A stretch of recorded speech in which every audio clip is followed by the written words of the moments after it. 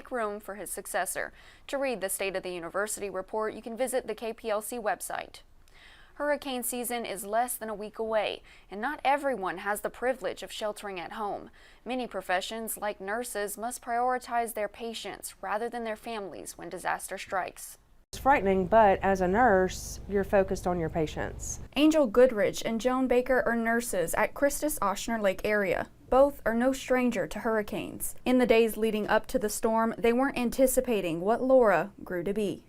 We all packed our bags and brought snacks and... Because it wasn't supposed to be so bad. Correct. So it was like, yes, just a little storm is what we were expecting. So it's just a fun night away from home is what we were planning on. But now Hurricane Laura is one storm they will never forget.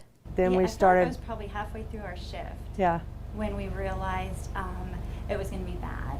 By the time the hospital realized just how bad, it was too late to evacuate. Hospitals near and far were all at capacity with COVID patients. It was hard on my family. I live about an hour north, and they kept asking when I was coming home, how long I had to stay, when we were evacuating. And again, at that point, we had no plans to evacuate. So they were very distressed. Baker says on a normal day at the hospital, NICU parents are allowed to stay with their children. That's when it first hit me, when we had to make them leave, you know, and you have to go, you have to leave your baby with us.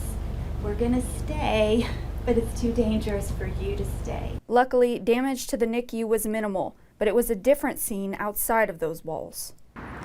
Nurses tell me that this exact parking lot looked a lot different 4 years ago. Every single car that was parked here during the storm was totaled. Yeah. It was terrible. It looked like a bomb went off in our parking lot. Even after the storms, they say being a nurse doesn't stop. We still had patients showing up. We had a burn victim show up at the emergency room, and had no one been here, we wouldn't have been able to help him. We had a lady that showed up and delivered here after we were closed as well. Both Baker and Goodrich agree the experience was nothing short of terrifying and traumatic, but they say it's their job and they wouldn't trade it for the world. Both nurses say they are forever grateful for how supportive Christus was through it all. The city of Sulphur takes great pride in their